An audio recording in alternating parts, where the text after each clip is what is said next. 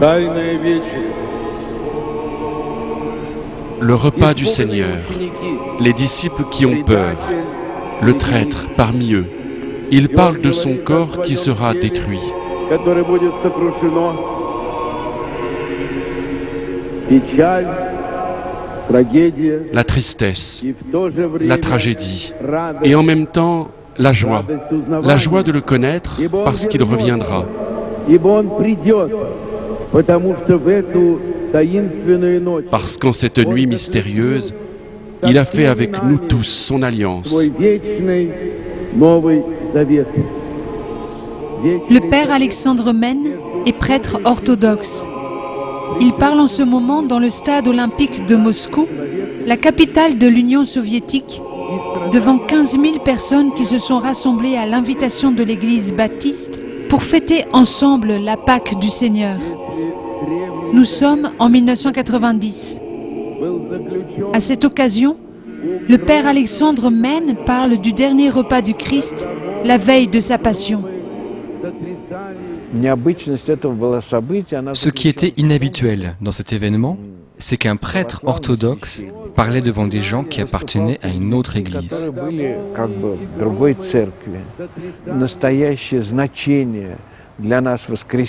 Il voulait transmettre le vrai sens de la résurrection à tous ceux qui étaient ouverts, quelle que soit leur confession.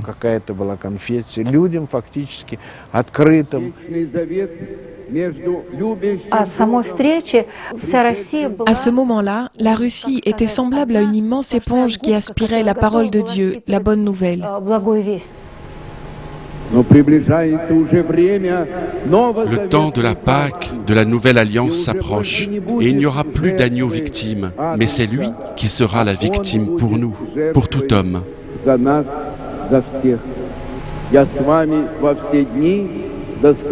Je serai avec vous tous les jours jusqu'à la fin des temps. Et chaque homme, toi ou un autre, peut rencontrer le Seigneur ressuscité sur son chemin.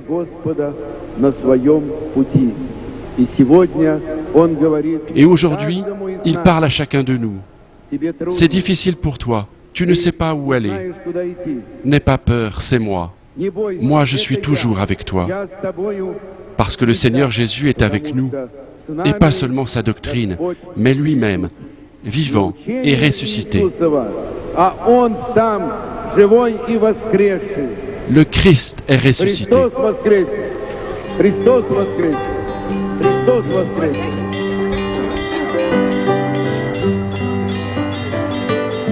Ce mois-ci, Net for God vous emmène sur les pas du père Alexandre Mène. Cet homme exceptionnel est pour le christianisme une figure rayonnante de l'orthodoxie moderne. Un génie universel, un prophète ardent et un apôtre courageux. Il est mort en martyr le 9 septembre 1990.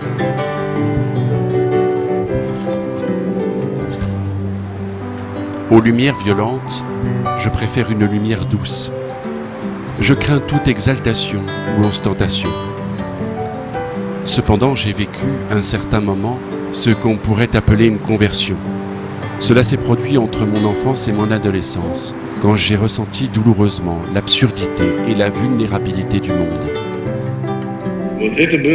C'était en 1947, un peu après la guerre. Je me souviens du soir où j'ai pris cette décision. Il faisait chaud, c'était le printemps ou l'été. Nous étions tous dans la rue. Il faisait sombre, mais tout autour, des réverbères étaient allumés. Et derrière le pont Kamieni, une énorme tête de Staline a surgi soudain dans le ciel noir. Et elle restait accrochée là, des projecteurs braqués sur elle. Et moi, devant cette tête d'antichrist, j'ai pensé tout de même que je devais absolument devenir prêtre pour m'opposer à de telles choses. C'est à ce moment-là que j'ai entendu un appel à servir Dieu et que j'ai promis fidélité à cette vocation. Dès lors, elle détermina tous mes intérêts, mes contacts, mes études. Maintes fois, j'ai reconnu le bras divin qui me conduisait sur cette route. Je sentais son intervention jusque dans les moindres détails de mon existence.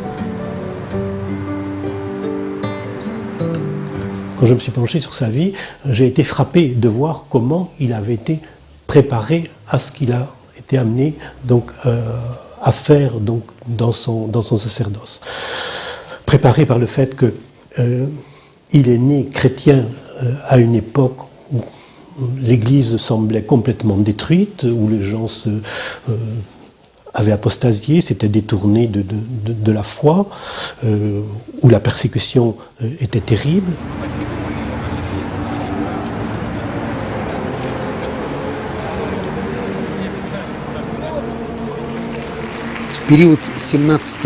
De l'année 1917 à 1937, beaucoup de martyrs ont été fusillés sans enquête ni jugement. On détruisait les églises. C'est ainsi qu'une grande partie de la population de la Russie s'est éloignée de l'église et de la foi orthodoxe.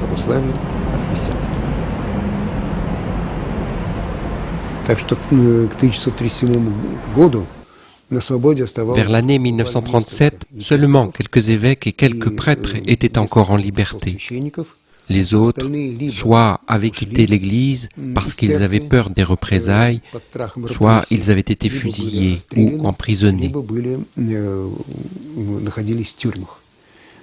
Donc c'était vraiment des persécutions très fortes qu'on peut comparer avec la persécution des premiers chrétiens dans l'Empire romain du 1er siècle. Et on peut dire que pendant cette époque de Staline, il n'y avait pas que l'Église qui était persécutée. On persécutait un peu tout le monde, les paysans, l'intelligentsia.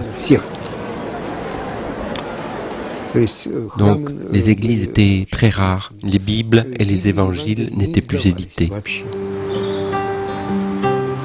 Cependant, la vie religieuse ne s'est pas éteinte.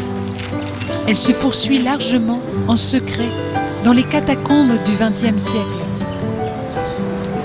C'est là, sous l'ombre du monastère de la Trinité Saint-Serge, que le petit Alexandre, surnommé Alik, s'éveille à la foi. Il reçoit secrètement le baptême, en même temps que sa maman, par le père Séraphin, un homme d'une grande puissance spirituelle qui va accompagner la famille pendant de nombreuses années.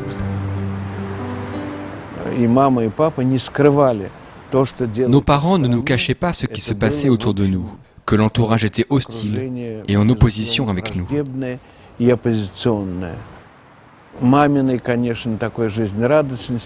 Mais maman aimait beaucoup la vie. Et par sa foi, elle nous disait toujours, « Quand un étranger vient chez toi, pense que c'est le Christ qui vient chez toi. Tu dois l'aider de toute ta force, l'écouter, et si tu peux, lui raconter toutes les choses merveilleuses que tu connais. »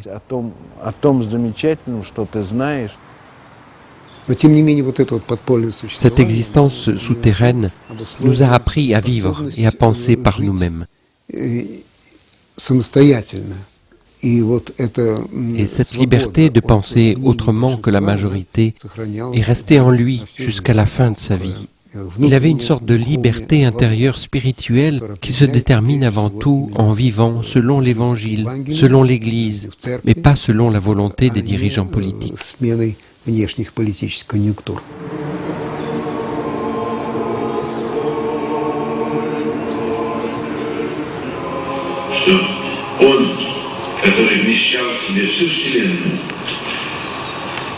En Dieu, tout l'univers subsiste, mais il s'est abaissé en prenant la place du serviteur, de l'esclave de tous. Et c'est l'abaissement. Kénosis en grec. Ce mot qui était très aimé par les pères de l'Église. Il montre le vrai mystère, la beauté et la grandeur de la liberté, qui est semée comme une étincelle dans chaque âme humaine. C'est cela, sa ressemblance, son image, c'est que nous avons la liberté.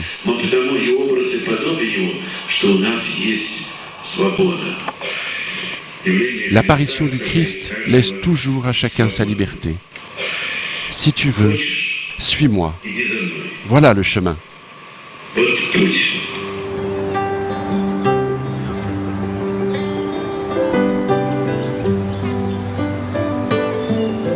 Alexandre est extrêmement doué et précoce.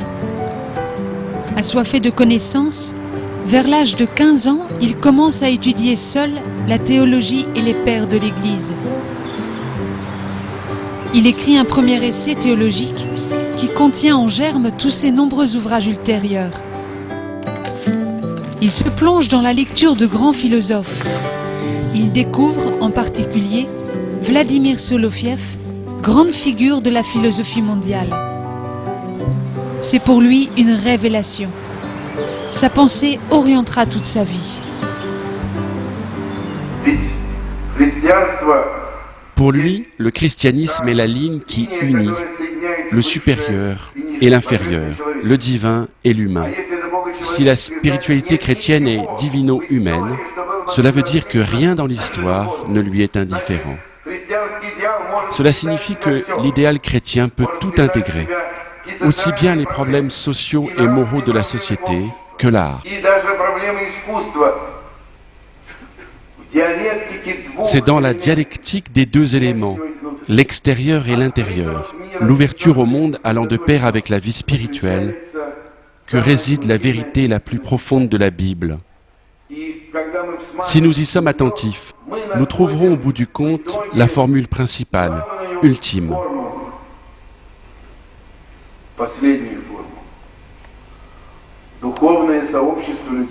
Par la force des choses, étant donné le but suprême qu'elle poursuit, une communauté spirituelle doit être quelque peu en retrait. Mais en même temps, elle doit rester ouverte à tous et au monde entier.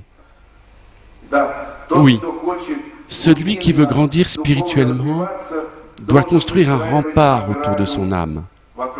Sinon, le bruit du monde va tout occulter. Mais, simultanément, il ne doit pas rendre cette barrière étanche. Sinon, il va transformer sa spiritualité en un vase clos, un tout petit monde étouffant avec ses veilleuses, un microcosme dans lequel l'esprit ne peut vivre. La vie spirituelle est comme une inspiration et une expiration, comme un dialogue avec de nombreuses personnes et avec une seule. C'est une synthèse qui allie l'isolement et la communication, unit le jour et la nuit.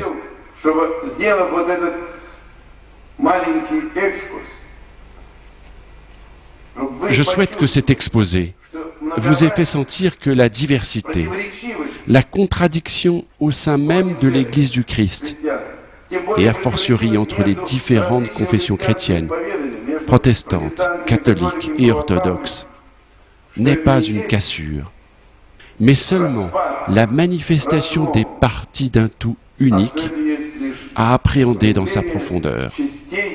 Alors sera uni ce qui nous semble impossible à unir.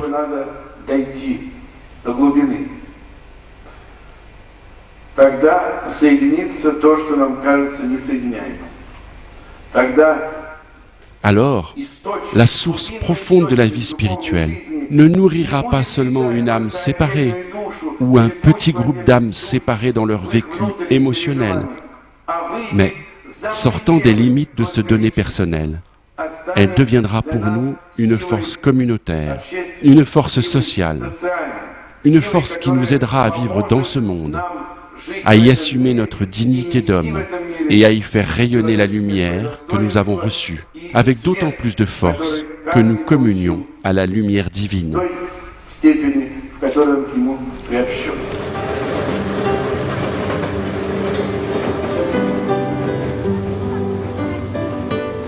Il s'est préparé de manière, on peut dire, presque systématique à cette future tâche d'évangélisation. En particulier en entreprenant des études scientifiques. Parce qu'en Union soviétique, il y avait une espèce de culte de la science et il a compris que, justement, par le biais de la science, il atteindrait beaucoup de gens. C'est ainsi qu'il entre en 1953 à l'Institut de la Fourrure, tout en continuant à poursuivre seul ses études de théologie.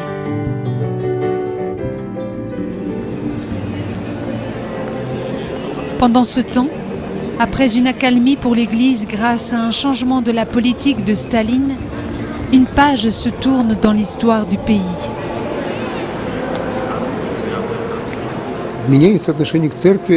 La relation avec l'Église change avec l'arrivée de Khrouchtchev.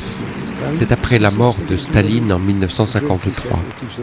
Et en 1956, le gouvernement commence une répression active vis-à-vis de l'Église, se mène une propagande athéiste. Il se développe alors un travail actif pour rechercher des gens parmi les prêtres, les croyants, qui sous la pression sont amenés à renier leurs convictions et à s'exprimer publiquement contre l'Église, contre les chrétiens, dans les journaux, dans des conférences, à la radio. C'est un travail puissant.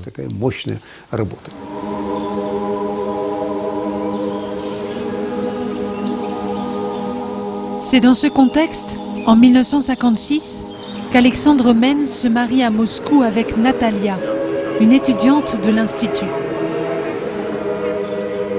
Mais de ses études de sciences, il repart sans aucun diplôme en poche.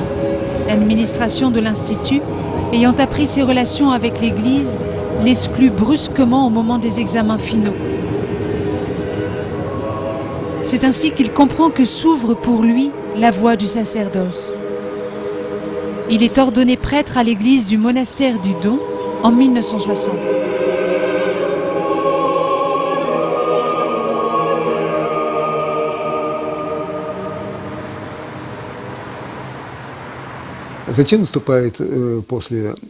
Après la destitution de Khrouchtchev, l'époque de Brejnev commence en 1964.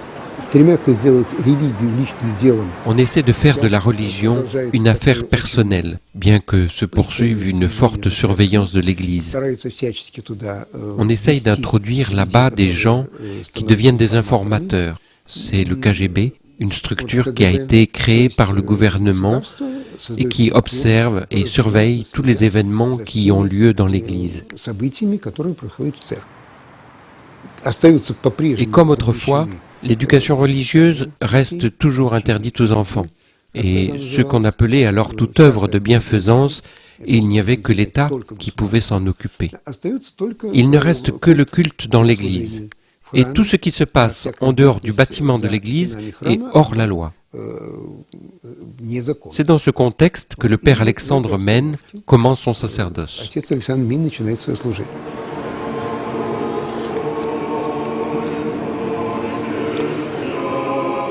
C'est ainsi qu'il est envoyé dans la paroisse d'Alabino.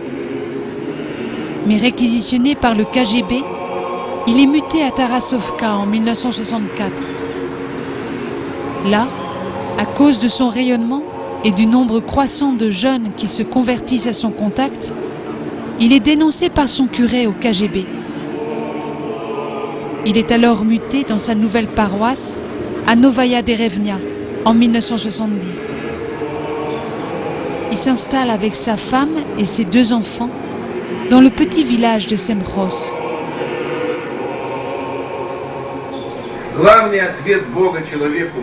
La principale réponse que Dieu adresse à l'homme sur la souffrance consiste en ce qu'il souffre avec nous.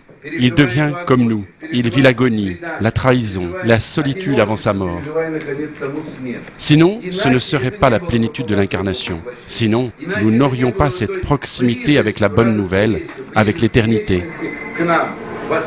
Ce qui est à la base du christianisme, c'est que Dieu, qui est au-dessus de la souffrance, est venu parmi nous et a souffert avec nous.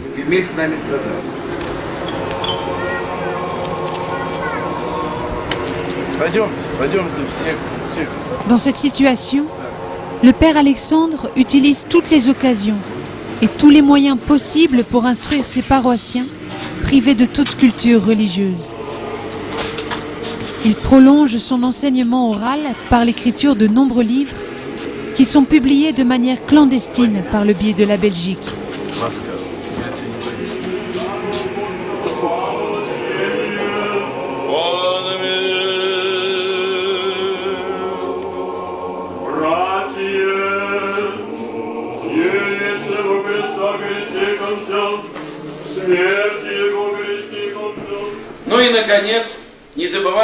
Mais finalement, n'oubliez pas que l'Église n'est pas seulement un bâtiment, mais c'est une communauté de croyants entre eux.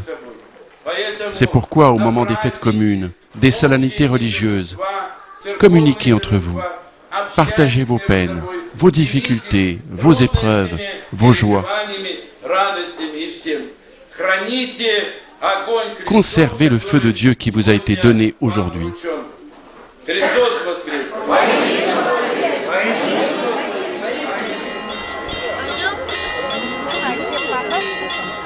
Il a mis l'accent sur la dimension communautaire du christianisme. Lui, il en avait une conscience très forte. Il a eu le souci d'organiser tous les jeunes gens qui venaient le trouver, jeunes gens, jeunes filles, c'était surtout des jeunes adultes qui venaient le trouver, qui se recevaient le baptême, de les organiser en petits groupes, justement parce que cette dimension communautaire était très importante. Or, toute activité de groupe était fortement pourchassée. Eh bien, néanmoins, le père Alexandre n'a jamais renoncé à cela.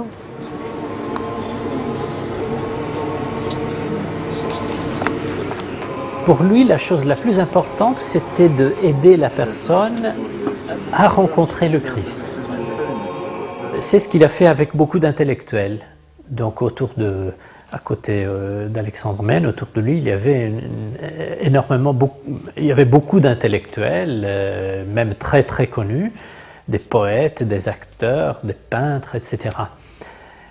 Et cela est très important parce que le père Alexandre estimait que tout homme est appelé à coopérer à l'activité de Dieu créateur. L'image et la ressemblance du Créateur dans l'homme, c'est son intelligence, sa conscience, sa créativité. Priver l'homme d'intelligence, c'est faire de lui une bête. Priver l'homme de conscience, c'est le transformer en machine. La machine a son intelligence, mais elle n'a pas de conscience. Priver l'homme de la possibilité de créer, c'est le priver d'un trait extrêmement important de la ressemblance de Dieu.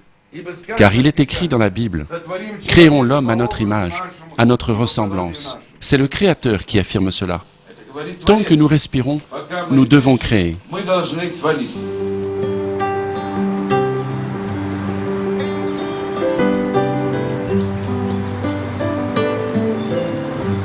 Petite sœur Claire de Jésus est membre de la communauté des Petites Sœurs de Jésus de Charles de Foucault. Amie du père Alexandre, elle vit à Moscou depuis 1974.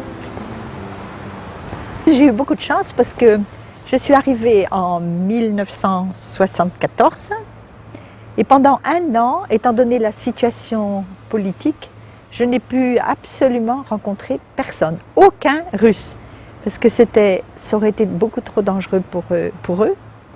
Et la personne chez qui je travaillais, il m'avait bien dit, pendant un an, il faut absolument se tenir tranquille et ne rencontrer personne, pour être sûr qu'on n'est pas suivi, qu'on ne va pas mener des gens en prison, parce que malheureusement, c'était comme ça. Et tout d'un coup, à la fin de l'année 1975, entre les deux Noëls, entre la Noël catholique et la Noël orthodoxe, ma patronne a demandé si je ne pourrais pas aller porter du lait à une petite fille qui venait de naître et la maman n'avait pas du tout de quoi la nourrir. Et je suis partie, c'était pour moi un événement absolument extraordinaire parce que c'était la première fois que je quittais Moscou depuis un an et la première fois que je me trouvais dans une famille russe et pendant que j'y étais, le père Alexandre est venu bénir leur maison. Alors je pense que ça ne peut être qu'un miracle. Et quand je l'ai vu, et je ne sais pas pourquoi, mais j'ai eu cette impression que je pouvais très bien lui dire qui j'étais. Parce que j'avais jamais à personne raconté que j'étais petite sœur de Jésus. J'étais complètement clandestine, totalement clandestine. Et je ne sais pas pourquoi, là j'ai vraiment senti en le voyant, en voyant son accueil, que je pouvais très bien lui dire qui j'étais. Et ma première stupéfaction a été qu'il a dit « le père de Foucault », mais je connais. Et alors je me suis dit, mais comment est-ce qu'en 1975, loin de tout, sans aucune information, sans aucune radio, avec la difficulté qu'il avait à avoir des livres, il avait quand même entendu parler de la fraternité. Et alors, il m'a invité, ce jour-là même, il a dit, est-ce que vous ne pourriez pas venir ce soir? Parce que j'ai chez moi une réunion œcuménique. Alors, j'étais bien ennuyée parce que mes patrons étaient préoccupés par cette expédition. Alors j'ai prié en me disant, que faire? Puis après, je me suis dit, non, c'est pas possible, une opportunité pareille, et je reste. Et alors, le soir, en effet, j'ai vu arriver quelques jeunes. Il y avait au moins un catholique, il y avait 2 protestants et quelques jeunes orthodoxes. Le père Alexandre a expliqué comment il voyait cette unité des chrétiens. Et ça, pour moi aussi, ça a été une révélation. Parce que c'était comme si lui-même, il venait de cette Église unique. Il appartenait à cette Église du Christ universel. Et le fond, forcément, c'était l'Évangile de Jésus-Christ.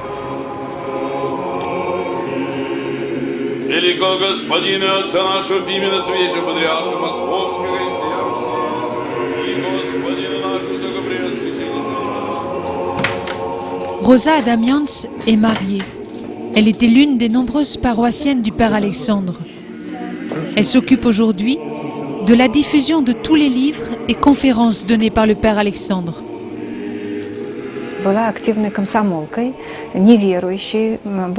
J'appartenais à la jeunesse communiste. Je n'étais pas croyante. Pour moi, Dieu n'existait pas. Je voulais faire carrière. Je faisais mes études à la faculté de sciences physiques.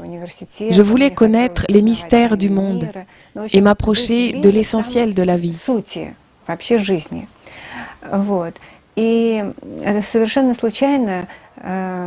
Par hasard, mes collègues, des physiciens, connaissaient le Père Alexandre. Ils étaient d'une famille croyante et on s'est donc retrouvés ensemble pour la fête de Pâques. Le Père Alexandre était là et j'ai fait sa connaissance. Et trouvant cette personne agréable, intéressante et intelligente, j'ai voulu mieux le connaître. Nous sommes allés à Novaya Derevnia et nous avons discuté sur tous les thèmes sociopolitiques.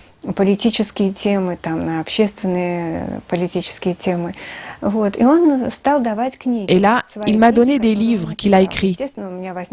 Naturellement, en commençant à lire ses ouvrages, j'ai éprouvé un grand intérêt. C'est la lecture de ces livres qui m'a transformée petit à petit. J'ai compris que l'essentiel du monde, de la vie, de l'existence humaine, se trouve dans le secret de l'Évangile et pas dans toutes ces sciences que je voulais étudier auparavant. Progressivement, en lisant ces livres, j'ai compris que je devais me faire baptiser.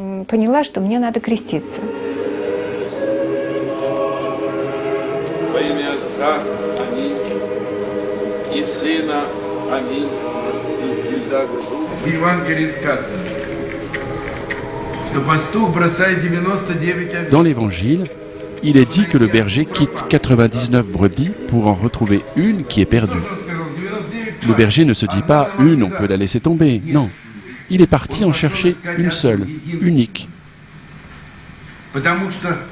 Parce que chacun est cher, chacun est aimé, chacun reflète en lui l'éternité, même si c'est une éternité obscurcie, mais qui d'une façon ou d'une autre vit en lui. Nous sommes quand même l'image et la ressemblance de Dieu.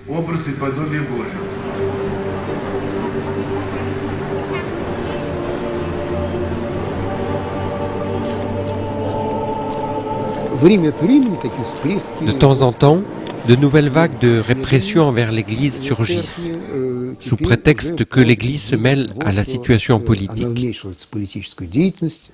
Le Père Alexandre aussi est convoqué au KGB. Il va rester sous le contrôle sévère de cette organisation que l'on appelle le KGB.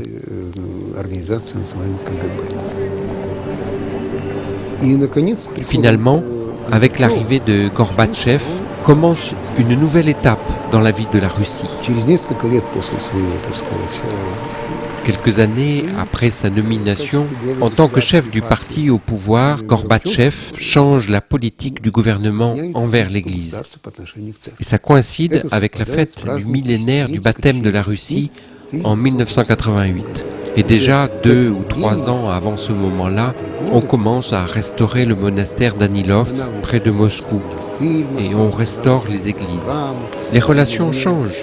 Gorbatchev rencontre le patriarche de toute la Russie, le patriarche Pimen. Alors s'ouvrent pour l'Église des possibilités de travail. Pour le père Alexandre, s'ouvre alors la possibilité de porter au peuple tout son travail des années précédentes, le travail de toute sa vie. C'est ainsi qu'il saisit toutes les occasions pour annoncer l'Évangile. Il donne une série de conférences dans des grandes salles, des clubs, des usines, à la radio, à la télévision. Entre autres, il participe à la création de la Société biblique et d'une revue, Le Monde et la Bible. Il met sur pied une université orthodoxe, visite régulièrement un hôpital d'enfants, crée une école du dimanche. Cependant, il sent que son temps est compté et qu'il ne doit pas perdre un instant. En un mot, c'est l'apothéose de toute sa vie. C'est le moment pour lequel il s'était préparé toute sa vie. Avant, quand il écrivait encore ce livre, dans les années 56, il se préparait intérieurement à tout ça et ça paraissait complètement irréel. Mais le père Alexandre disait toujours qu'on doit se préparer, écrire. Et une fois qu'on aura quelque chose à dire, le Seigneur nous donnera toujours la possibilité de parler. Ce serait vraiment triste si on nous donnait la radio, la télévision, et qu'on nous dise « allez-y, parlez » et qu'on ne sache pas quoi dire. Une fois, il a été invité à une émission télévisée, en direct, pour un programme de la chaîne nationale. On lui proposait de parler de la vie spirituelle de l'homme sans utiliser le mot Dieu. Et il a réussi. Il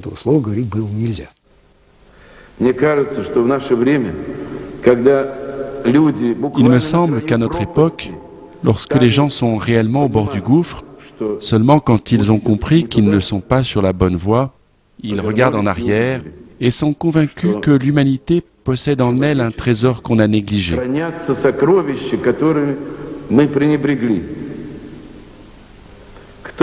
Qui parmi nous n'a pas envie d'être heureux? Chaque individu le souhaite. Mais le vieux sage a dit que l'essentiel du bonheur, de toute manière, ne dépend pas de ce qui est extérieur à nous, mais de ce qu'il y a en nous. Et ainsi, cela fait longtemps que nous essayons de changer et d'améliorer seulement ce qui est à l'extérieur de nous. Et à franchement parler, nous n'y sommes pas vraiment parvenus. Il me semble qu'aujourd'hui, il est temps de s'adresser à l'intériorité de l'homme, à ce qui nous hausse au-dessus du règne de la nature, aussi à ce qui peut nous élever.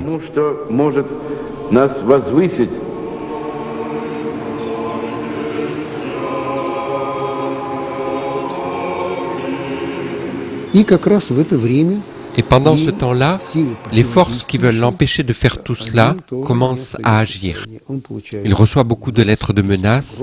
À chaque conférence, on lui pose des questions très provocatrices.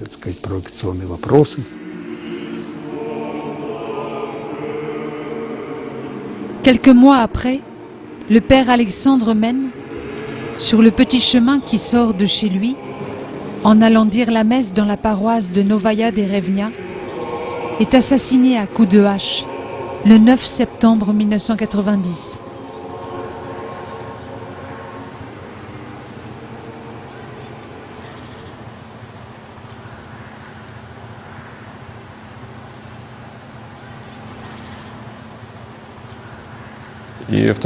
Quand j'ai entendu cette nouvelle à la télévision, j'ai dit à mes parents, « Dieu merci, voilà encore un de ces escrocs qui a été assassiné. » Et quelque chose à l'intérieur de moi a dit, « Tu as tort, tu as vraiment tort, tu n'es pas juste. » 4 jours après, j'ai acheté dans un kiosque un journal et j'ai vu un article sur la mort et la résurrection avec des extraits d'un livre, Le Fils de l'homme. Dans ce texte, j'ai vu le nom d'Alexandre Men, et me rappelant que quelque chose au fond de moi m'avait dit que j'avais tort, j'ai donc lu cet article sur la mort et la résurrection. C'est en lisant cela que je me suis converti. Tout à coup, j'ai compris que c'était véridique, même si tout était inhabituel pour moi. C'était tellement hors de mes normes que je ne savais pas quoi faire après.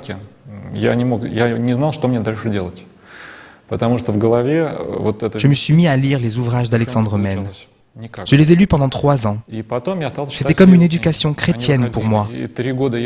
Et en 1993, je suis allé dans une église. C'était l'église Saint-Côme et Damien, là où se trouvent les disciples du père Alexandre Men. Tout de suite, je suis allé dans un groupe de prière guidé par un disciple du père Alexandre. C'est là que j'ai rencontré Vlada, et là-bas, on s'est mariés.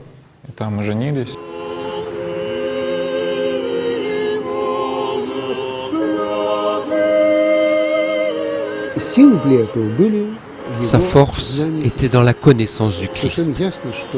Il avait une certitude, comme cet évêque qui, dans les années 30, répondait à la question « L'Église est-elle persécutée en Union soviétique ?» Cet évêque disait « Une vraie Église est toujours persécutée. » Ainsi, il existe toujours une opposition importante au sein de l'humanité. C'est pourquoi le prophète qui propage la parole de Dieu ressent toujours vivement cette opposition.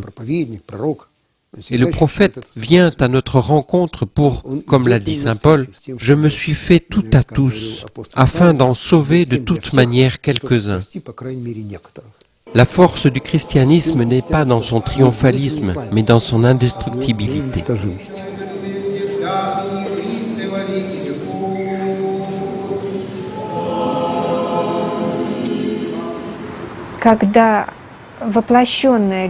Quand l'amour s'incarne et existe, le prince de ce monde ne peut pas le supporter et il l'extermine. Mais en le tuant, c'est lui-même qui l'extermine, et non pas celui qu'il voulait tuer, parce que c'est impossible de tuer le père Alexandre. Et je crois qu'aujourd'hui, il fait peut-être plus que ce qu'il faisait en étant vivant.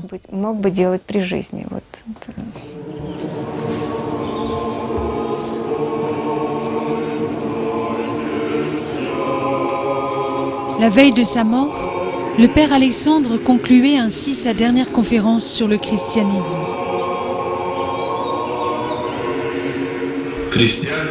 Dans le christianisme, il y a la sanctification du monde, la victoire sur le mal, sur les ténèbres, sur le péché. Mais c'est la victoire de Dieu. Elle a commencé la nuit de la résurrection et elle continue tant que le monde existe.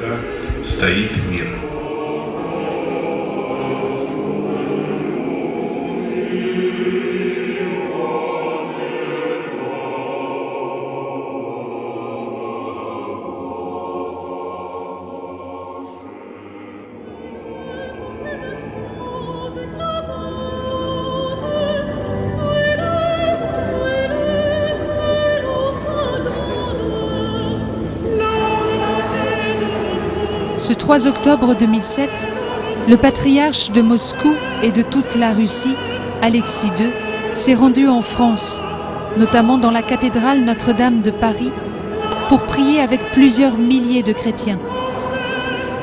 Un pas historique pour le rapprochement de l'Église catholique avec l'ensemble des orthodoxes. Pour ce mois, en nous associant à la prière au Christ crucifié, prononcée à cette occasion par le patriarche Alexis II, nous proposons de prier pour que nous ne cessions de trouver des possibilités de témoigner ensemble de la vérité de l'Évangile et de ses valeurs.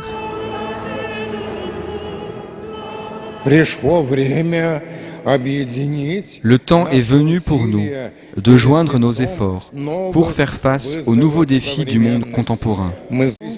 Nous, les chrétiens, devons trouver la possibilité de témoigner ensemble de la vérité de l'Évangile et des valeurs éthiques éternelles.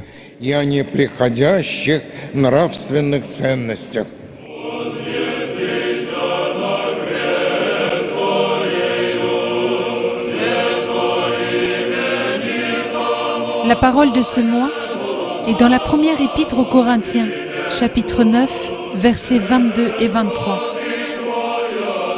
Je me suis fait tout à tous, afin d'en sauver de toute manière quelques-uns.